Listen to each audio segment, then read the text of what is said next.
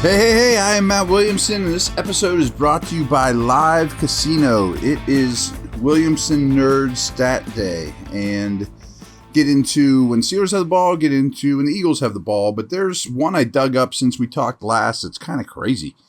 You know what time it is? It's time for football, and time to jump into the action at FanDuel Sportsbook and lounge at Live Casino.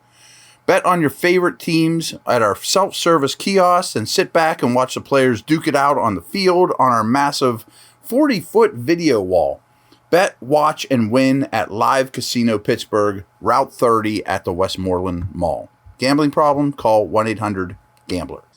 So in the second quarter of games this year, Philadelphia has outscored their opponents 112-27.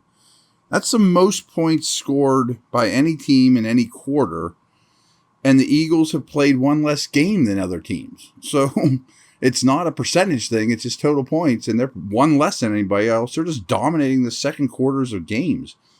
70% of the Eagles' points have come in the second quarter of games. No other team has even scored 50% of their points in an isolated quarter of play. I have no idea what to think of that. I just think it can't be an accident. I mean, they start wearing you down with the run game and the physicality of their lines, but why doesn't that translate to the second half? I don't know, but I think there's something to be said for that. And if I was scouting this team, I guess we are, I would take note. So, okay, when the Steelers have the ball, as you can imagine, much of this is not very friendly to the Steelers whatsoever. I mean, their numbers, I honestly think their numbers offensively are uglier than their film and their play. So, anyways, Carolina is the only offense producing fewer points per drive than the Steelers, and Denver is the only offensive unit producing less points per game. On a points per drive basis, only 4 defenses are better than Philadelphia's. As you can imagine, a lot of these things favor the Eagles. Steelers' EPA per play on offense is 28th. EPA per dropback is 30th. And their rushing EPA is 19th, which is actually a little better than I thought. Philly's defensive EPA is 4th behind Dallas, Denver, and Buffalo. But their EPA per dropback is only behind the Bills. And their EPA against the run is 25th. If there's a weakness here, it might be their run defense, which would shock you with considering who their D tackles are, but their numbers versus the run aren't great. Arizona's the only passing game averaging less than the Steelers' 6.1 yards gained per pass attempt. Kenny Pickett averages just 5.7. This is a little crazy. I just tweeted this last night because I believe that after the catch yardage is as much a quarterback stat as it is. Well, it's as much of a quarterback stat as it is a scheme stat as it is the receivers catching the ball. So Jameis Winston's completions, only average 2.8 yards after the catch. That's the lowest in the league. But the next two worst are Trubisky at 3.2 and Pickett at 3.7. And Mike Sando wrote me after I tweeted this saying, well, I think a lot of it's because certainly Winston, they throw deep so much, there's less opportunity after the catch, which is 100% true, and it's true for Trubisky, but Pickett does not have a deep, average, yards per attempt. So it's not real flattering, certainly to any of these guys. The Eagles' pass defense is the best in the NFL in completion rate and second best in yards per attempt allowed. I mentioned before, when throwing between the numbers on Sunday night, Pickett was 10 of 12. Not a lot of yardage, but he was 10 of 12. Pickens is now the leading receiver in terms of yardage, yet 3 of his teammates have been targeted more frequently. So he's the Steelers' leading receiver in terms of yardage, and he's kind of late to the scene. Pickens produces 1.34 or 1.35 yards per route run. Deontay Johnson comes in at 1.23, and Chase Claypool comes in at 1.02. All very low numbers, to be very honest with you. Both Pickens and Johnson are aligning out wide on 90% of their snaps exactly. Basically never going in the slot. Johnson has topped 60 receiving yards in just 1 of 7 games this year. That's kind of amazing. Over the past 4 weeks, Johnson's 141 receiving yards is well behind Pickens, Claypool, and Freiermuth, despite Freiermuth missing week 5. Johnson's 5 yards per target is at the very bottom of the league. However, at 11 yards downfield, 2002 is the highest average depth of target of Johnson's career. And I saw this like 10 minutes ago, and so I don't want to put much stock in it because I don't know much about it. But I guess ESPN has a new stat called open rate, and it's basically how many times you get open from what I gather. Johnson's number 1 in the league, like ahead of Diggs and Tyreek Hill and Kupp. But his numbers are bad, so I really think he is due to break out. And because I think he's a better receiver than I think a lot of you think. Pickens is averaging 18.6 yards per quarter of play with Pickett. That extrapolates to 74.3 yards per game. I mean, Pickett, I think at this stage, you have to break down by quarter. You can't just say by game, so I just did that as, just to show if this keeps up, Pickens will probably be around 75 yards a game, which is pretty darn good. Here's Pickett's target distribution. 31 passes to Johnson, 22 to Pickens, 20 to Claypool, 15 to Freiermuth, despite missing a week, and 10 to Najee. Pickett has completed 87% of his passes when targeting Freiermuth, which is amazing. Freiermuth has been targeted on 25% of the routes he's run. That's the 3rd highest amongst all tight ends that have run at least 100 routes. And Freiermuth's 1.89 yards per route run is 4th best at his position. Some might not realize it, but Freiermuth is becoming a star in front of our eyes. The Eagles are tough against opposing tight ends, though. They allow just 5.7 yards per target to the position. That's 4th best in the league.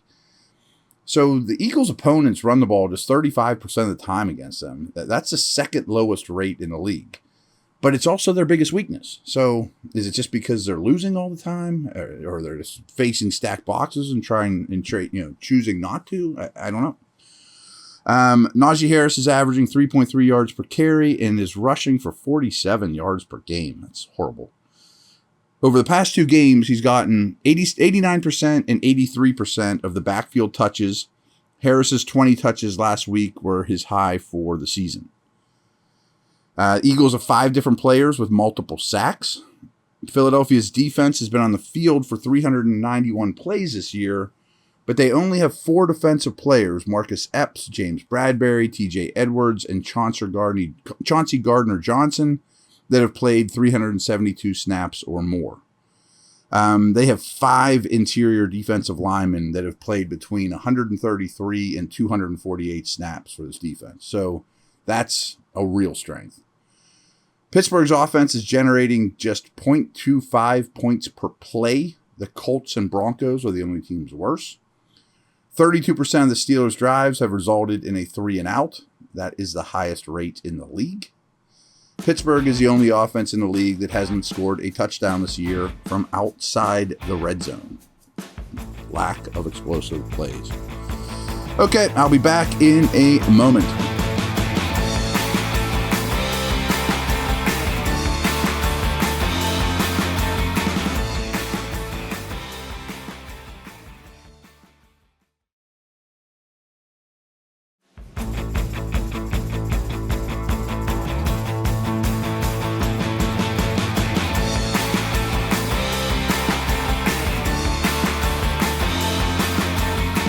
All right, little sip of water, and now when the Eagles have the ball, only the Bills are averaging more points produced per drive.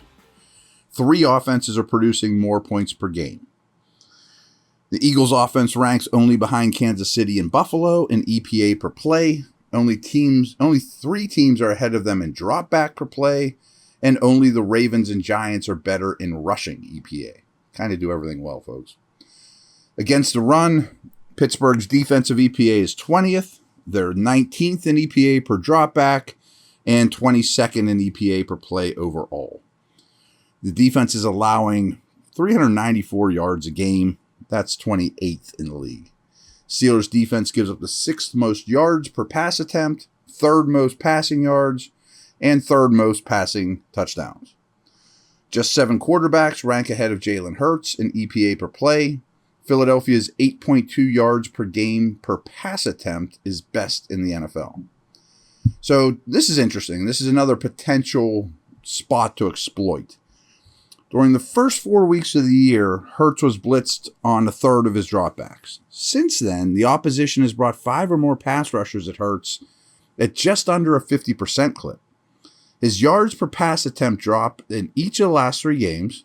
He has a league low 4.9 depth of target when blitzed, and is 25th in EPA per dropback versus 5 or more pass rushers. His average depth of target is only 7.6 downfield when Hurts. I should rephrase that. His depth of target when not blitzed is 7.6 yards downfield. When he is blitzed, it's 4.9 yards downfield. And people are starting to catch on that he is not handling blitz well. Just 7.1% of Hurts' passes have been 20 or more yards downfield. That is ahead of only 3 starting quarterbacks this year. In A.J. Brown, Devontae Smith, and Dallas Goedert, the Eagles have 3 pass catchers with at least 350 yards through 6 games. Pretty impressive. Brown has been targeted at least 7 times in every game this year. Over the past 4 weeks, Brown and Smith have alternated, getting at least a 30% target share. However, Brown's 30.5 target share for the season is 6th highest in the NFL, even though he only has 11 receptions in the second half of games this year. Weird, this second quarter thing versus second half with them. Brown is aligned in the slot for 50 snaps. Smith's aligned in the slot for 47. Smith is lined up wide for 191 plays. Brown's been outside for 162. So they both will go in the slot about a quarter of the time. Yards per route run. Brown's at 2.5. That's really, really high. Smith's at 1.85, which also is better than any Steeler. The Steelers have allowed the 4th most catches, most yards, and 3rd most touchdowns to opposing wide receivers. Goddard has played 389 of a possible 444 snaps this year. No other Eagles tight end has surpassed 178 snaps played. He has over 1,000 receiving yards in his past 17 games, and his 24% target share is 6th highest among NFL tight ends, and he is 5th at the position in yards per route run. But strangely, he only has 8 catches in the second half of games this year, kind of like Brown. I assume they sit on the ball more in the second half of leads, but it's not 100% dead on. Like Philadelphia, the Steelers have been stingy against the opposing tight ends, though. They rank 9th in yards per target and 5th in catch rate against tight ends. So that's promising. A lot of that's Terrell Edmonds, by the way. Eagles run the ball 53% of their snaps. That's the 3rd highest rate in the league. Miles Sanders is the only Eagles running back with over 100 rushing yards this year. He leads the team with 485 yards on the ground, but Hurts has chipped in mightily with 293 rushing yards of his own. Sanders' 81 rushing yards per game ranks 7th in the league, and Hurts' 48.8 is 4th among quarterbacks. Sanders has 101 touches over the past 5 games, so he is getting the football quite a bit. The Steelers concede 134 total yards to enemy running backs per game. The whole running back position. That's a lot. The Eagles have gone for it on 4th down on 13 occasions. They have converted 9. Philadelphia's offense averaged 70.7 plays run per game. That's the most in the league. The Steelers' opponents snap the ball on average about 69 plays a game. Also the highest in the league. So what that tells us is this indicates that the Steelers are going to be on the field a lot, facing a lot of plays. You know how I feel about that. 10.8 of the Eagles' drives have resulted in a 3-and-out. That is 2nd best in the NFL. And lastly, the Eagles are 1st in the league in points per drive in the first half of games, but in the second half they only average 1.17 points per drive as opposed to 3.5. That ranks 29th. So they're 1st in points per drive in the first half of games, 29th in the second half of games. I don't think they just take the foot off the gas either, because it's not like they're blowing teams out as much as this might indicate. So kind of interesting to me about that. Hurts versus blitz is kind of interesting, as is Eagles' run defense. Can the Steelers take advantage of any of that?